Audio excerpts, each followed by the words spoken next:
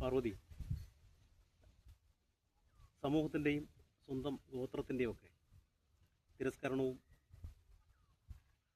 കളിയാക്കലുകളും ഒറ്റപ്പെടുത്തലും ഒക്കെ സഹിച്ചാണ് കുമരേശൻ എന്ന വ്യക്തിത്വത്തിൽ നിന്നും പാർവതി എന്ന ഇപ്പോഴത്തെ ഈ വ്യക്തിത്വത്തിലേക്കുള്ള പരിണാമത്തിൻ്റെ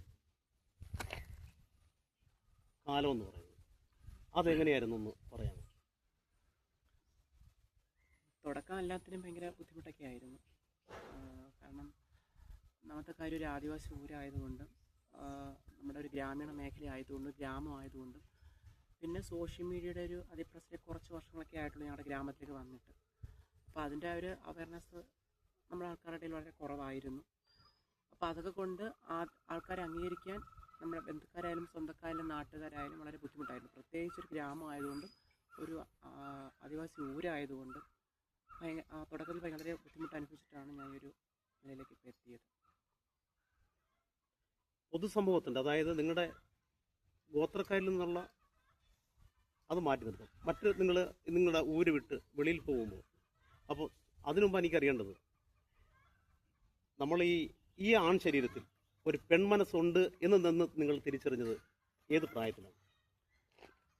പറഞ്ഞാൽ ആരും വിശ്വസിക്കത്തില്ല, എനിക്കൊരു 3 വയസ്സുള്ള സമയത്താണ് എനിക്ക് ആ ഒരു വ്യത്യാസം ഫീൽ ചെയ്തത്. 3 വയസ്സുള്ളത്? അതെ, തീർച്ചയായും. കാരണം ഈ 3 വയസ്സ് തൊട്ടേ സാധാരണ കുട്ടികളെ പണ്ടത്തെ കാലത്ത് ആൺകുട്ടികളായാലും പെൺകുട്ടികളായാലും മാതാപിതാക്കൾ കണ്ണൊക്കെ എഴുതി പൊട്ടൊക്കെ ഇട്ട് ഫ്രോക്കൊക്കെ ഇട്ട് എല്ലാം ധരിപ്പിക്കും. അങ്ങനെ തന്നെയാണ് എന്നെ അംഗനവാടി വിട്ടുകൊണ്ടിരുന്നത്. അതെ, ശരിയാണ്. ഈ കുട്ടിക്കാലത്ത് നമ്മളുടെ ഇടയിലൊക്കെ ഉള്ളൂ അത്. ഈ ആൺകുട്ടിയായാലും പെൺകുട്ടിയായാലും ശരി, കണ്ണിങ്ങനെ വാല് വെച്ച് എഴുതും, കവളത്ത് കുത്തിടും, അല്ലേ? അങ്ങനെ അത് ആൺകുട്ടിയാണെങ്കിലും അത് ചെയ്യും. അപ്പോൾ അതേ രീതിയിൽ ഇവിടെ തുടർന്നിരുന്നു. അതെ അതെ, തീർച്ചയായും. അപ്പം അങ്ങനെയാണ് ഞാൻ അംഗനവാടി പൊയ്ക്കൊണ്ടിരുന്നത്. അങ്ങനെ പക്ഷേ ആൾക്കാർക്കൊരു ധാരണയുണ്ട്, പിന്നെ ആൺകുട്ടികൾക്ക് ഇപ്പോൾ സ്ത്രീ വേഷം ധരിച്ചു കഴിഞ്ഞാൽ പെണ്ണുങ്ങളുടെ സ്വഭാവം മാറും എന്നൊരു തെറ്റായ ധാരണ അപ്പോൾ സമൂഹത്തിലുണ്ട്. അപ്പം ഞാൻ ഈ ഒരു ഇതിലേക്ക് വന്നപ്പോഴേക്കും ആൾക്കാർ പറഞ്ഞത്, പണ്ട് പെൺവേഷം ധരിപ്പിച്ച് സ്കൂളിൽ വിട്ടോണ്ട് അല്ലെങ്കിൽ പിന്നെ അംഗനവാടി വിട്ടതുകൊണ്ട് സ്ത്രീവസ്ത്രം ധരിപ്പിച്ചത് കൊണ്ടുമാണ് അവർക്ക് പെണ്ണിൻ്റെ സ്വയം മാറിയത്. പിന്നെ അതുപോലെ ഡാൻസ് പഠിപ്പിക്കുന്ന ആൺകുട്ടികൾ പെണ്ണുങ്ങളുടെ സ്വയം മാറിയ എന്നൊരു തെറ്റായ ധാരണ സമൂഹത്തിന് അന്നുണ്ട്.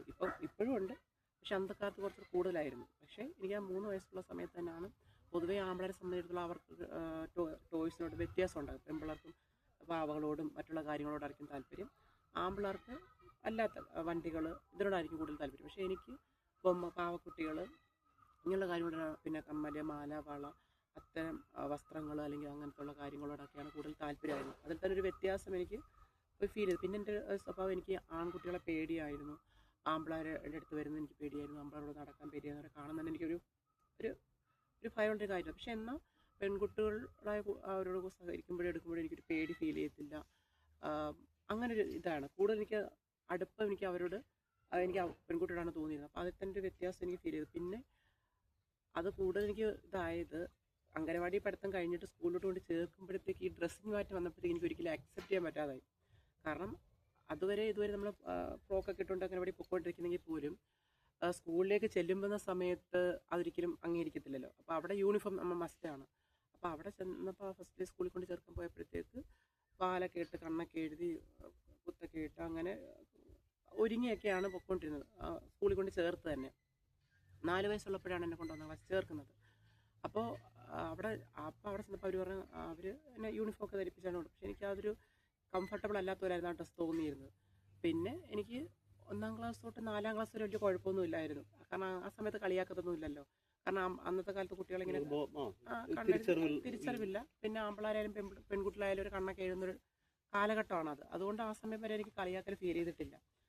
പിന്നെ 4-ാം ക്ലാസ് കഴിഞ്ഞിട്ട് 5-ാം ക്ലാസ്സിലേക്ക് പിന്നെ UP തലത്തേക്ക് പോയപ്പോഴത്തേക്കാണ് ടീച്ചർമാർ പറഞ്ഞത് ആമ്പിളാരിങ്ങനെ കണ്ണെഴുതാൻ പാടില്ല, പെണ്ണുങ്ങളെ പോലെ ഒരുങ്ങാൻ പാടില്ല, നീ ആണാണ് എന്നൊരു ബോധം എനിക്ക് തരാൻ തുടങ്ങി. അല്ലെങ്കിൽ എന്നൊരു കാര്യം പറയാൻ തുടങ്ങിയപ്പോഴാണ് ഞാൻ എന്നിൽ എന്തൊരു വ്യത്യാസം കുറേ കൂടെ ചിന്തിക്കാൻ തുടങ്ങിയത്.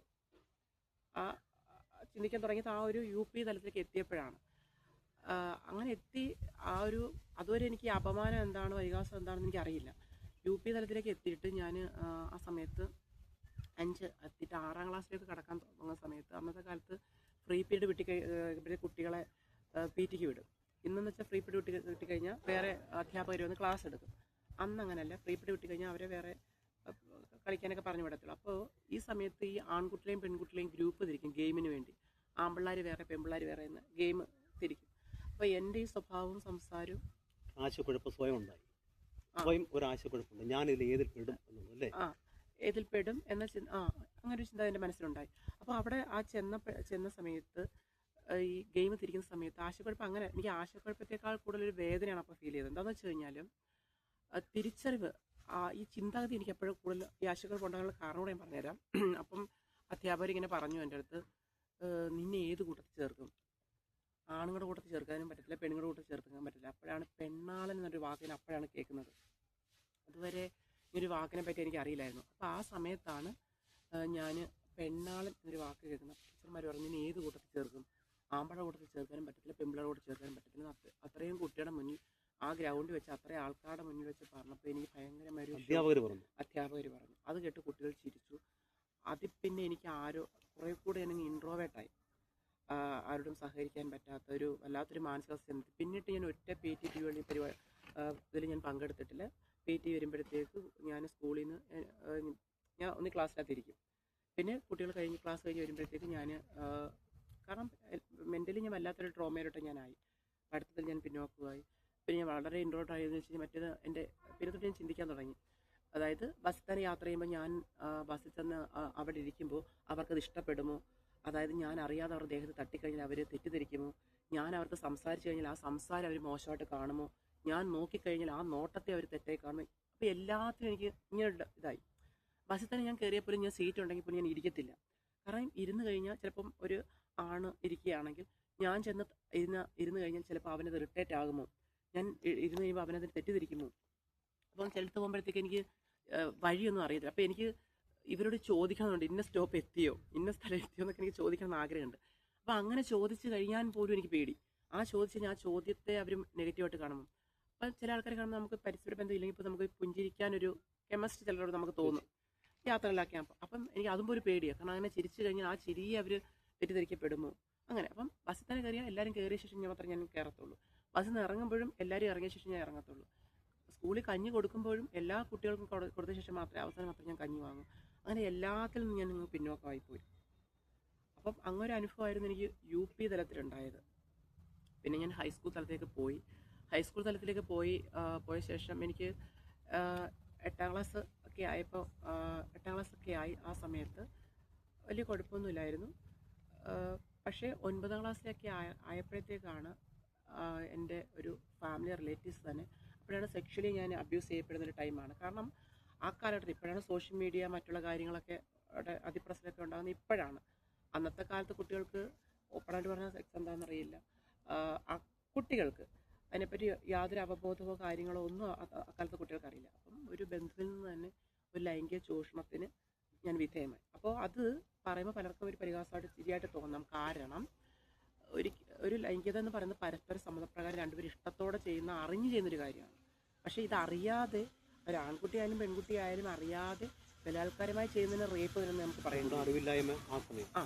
അറിവില്ലാതെ തീർച്ചയായും അത് നമ്മൾ പ്രതികരിച്ചപ്പോൾ വെച്ചാൽ അതിനെപ്പറ്റി ഞാൻ പറഞ്ഞു കൊടുക്കുമെന്ന് പറഞ്ഞപ്പോഴത്തേക്കും നിന്നെ കൊല്ലും, നിന്നെ അങ്ങനെ ചെയ്യും ഇങ്ങനെ ചെയ്യും, നീ പറഞ്ഞാൽ പോലും ആരും വിശ്വസിക്കില്ല. പ്രത്യേകിച്ച് നീ ഒരു ആണാണ്, കാരണം അന്നത്തെ അത് വിശ്വസിക്കില്ല. നിന്നെ ഒരു ആണിനെ മറ്റൊരാണിനെ ഹെൽപ്പ് ചെയ്തെന്ന് പറഞ്ഞു കഴിഞ്ഞാൽ, അല്ലെങ്കിൽ റേപ്പ് ചെയ്യാൻ ശ്രമിച്ചു എന്ന് പറഞ്ഞു കഴിഞ്ഞാൽ ആരും വിശ്വസിക്കും? എങ്ങനെയൊക്കെ എന്നെ പറഞ്ഞ് എൻ്റെ ആ ഒരു ഇതിനെ അങ്ങ് തടസ്സപ്പെടുത്തി. പോരത് ഭീഷണിയും, നീ അങ്ങനെ ചെയ്തെന്ന് പറയും, ഇങ്ങനെ ചെയ്തെന്ന് പറയും, അതുകൊണ്ട് നീ പറഞ്ഞാലും വിശ്വസിക്കത്തില്ല എന്ന് പറഞ്ഞ് എന്നെ മെൻ്റലി എന്നെ കുറേ കൂടെ അങ്ങ് ട്രോമയിൽ പെടുത്തി ആ വ്യക്തി.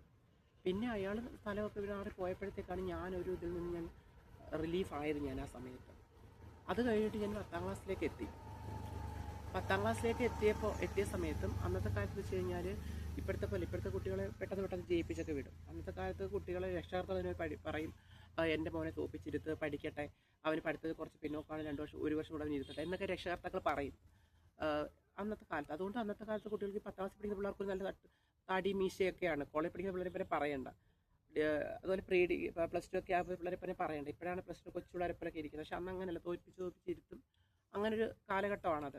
അപ്പം ഞാൻ ആ സമയത്ത് 10ാം ക്ലാസ്സൊക്കെ എത്തിയപ്പോഴത്തേക്ക് എൻ്റെ ക്ലാസ്സിൽ ഏറ്റവും പ്രായം കുറഞ്ഞ വ്യക്തി ഞാനും, ബാക്കിയുള്ള മിക്കവരും എന്നെക്കാട്ടിലും കൂടിയവരാണ്. കാരണം ഞാൻ 14 വയസ്സിലാണ് ഞാൻ SSLC എഴുതുന്നത്. ആ സമയത്ത് ഞാൻ ഈ പറഞ്ഞ 9ാം ക്ലാസ്സുള്ള സമയത്തും എൻ്റെ ക്ലാസ്സിൽ പഠിക്കുന്ന പല കുട്ടികളും എന്നെക്കാട്ടി 2, 3, 4 വയസ്സിന് മൂത്ത കുട്ടികളാണ് ആ സമയത്ത്. അപ്പം ഞാൻ ആ സമയം എത്തിയ